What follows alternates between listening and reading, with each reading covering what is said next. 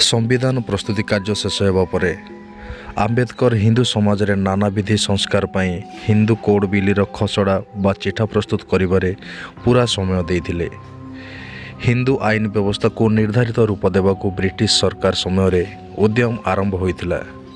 विशेषकर बर और कन्या विवाह बयस स्थिर करवा, महिला मानकर संपत्ति उपर अधिकार को नहीं आईन प्रणयन करवा, आउ विवाह छाड़पत्र क्षेत्र में विधान स्थिर करवा, पोष्य संतान विषय रे नियम रखा इत्यादि प्रसंग स्थिर करने को सरकार केतेक पदक्षेप नेबाकू स्थिर करथिले।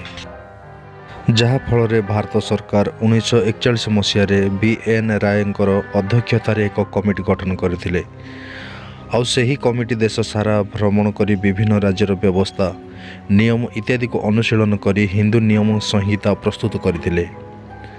तेबे सरकार यह कार्यकारी करनथिले।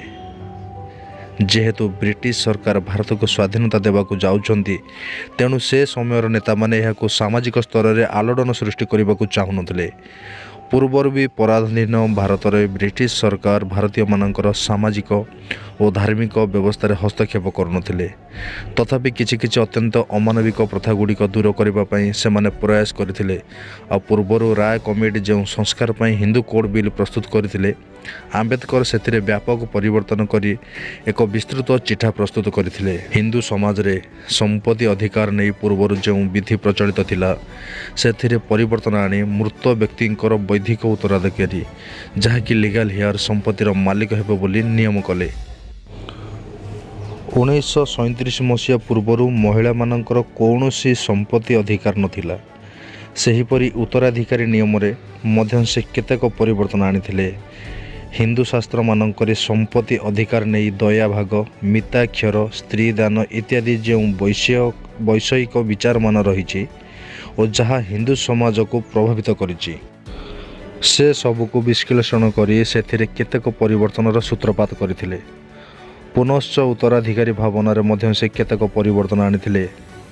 जड़े व्यक्तिर मृत्यु पर केउ माने तांकर उत्तराधिकारी, केउ माने तांका संपत्तिर अधिकारी हेबे एवं यौथ परिवार रे एही समस्यार समाधान हेबो, ए सब विषय से नियम रे व्यवस्था रखिथिले। हिंदू समाजर व्यवस्था अनुसार कौनसी महिला जदि तांका स्वामी सह न रहंती, तेबे से तांका स्वामी ठारू भरण पोषण दाबी करि परिबे नाही। एही नियम रे से परिवर्तन आनिले। जड़े महिला केतेक परिस्थिति रे तांका स्वामी ठारू पृथक रहिबाकू बाध्य होइथांती और परिस्थिति तांका नियंत्रण रे न थाए। जदि तांका स्वामी कौनसी घृणित और संक्रामक रोग रे आक्रांत होती, से कौनसी रक्षिता रखी तांका सह रहंती, स्वामी जदि सर्वदा पत्नी प्रति निष्ठुर व्यवहार प्रदर्शन करती, जदि से स्त्री को छाड़ी दियंती, से अन्य धर्म ग्रहण करती किंबा एपरी परिस्थिति सृष्टि करती जो कि महिला जनक स्वामी सहित रहिबा संभव हुए नहीं, तेबे से भी स्वामी संपत्ति भरण पोषण आशा करिपारिबे। सेहीपरि विवाह संपर्क से केतेक संस्कार बिल रे उल्लेख मध्य करथिले। आउ एथिरे दुई प्रकार विवाह व्यवस्था रहितिला, हिंदू प्रथा जनित विवाह और आईनगत विवाह। तेबे जड़े जो पद्धति विवाह कले मध्य सेथिरे विशेष पार्थक्य नहीं।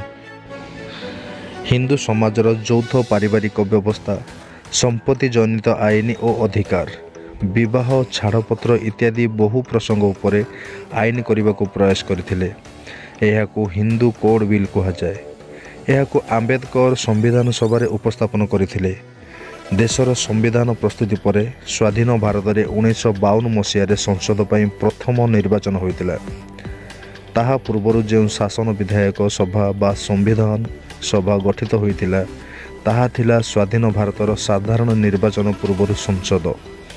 आंबेडकर जेतेबेले संविधान सभा हिंदू कोड बिल उपस्थापन कले, यह नहीं नाना वितर्कर झड़ सृष्टि है और संविधान सभा भितर और देश सारा प्रगतिशील व्यक्ति माने यह समर्थन देबा बेले रक्षणशील लोक माने यह भयंकर विरोध करथिले।